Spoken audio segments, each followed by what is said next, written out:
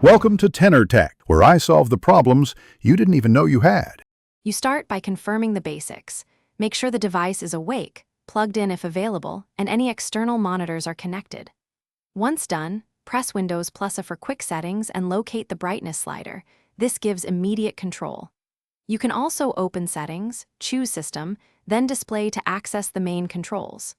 Make sure you identify the active display if you have multiple screens, because brightness changes apply per monitor. This prevents accidental adjustments on the wrong screen.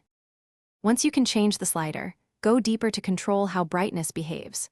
Open Advanced Display Settings to select the specific monitor, then adjust brightness and refresh rate for optimal visuals. This matters when docking or using external panels. Make sure adaptive brightness is off if you want fixed control, or on if you prefer automatic adjustments based on ambient light. Also check night light and HDR settings.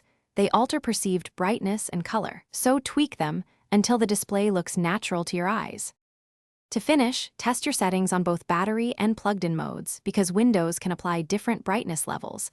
Adjust power plan sliders accordingly. If the slider is missing or non-functional, update the display adapter driver in Device Manager and restart. Make sure Windows and GPU drivers are current. As a single troubleshooting tip, run the built-in video or power troubleshooter, Settings, System, Troubleshoot, to detect common issues. This often restores brightness controls without deeper intervention. Thanks for watching. Subscribe to keep your life in tune.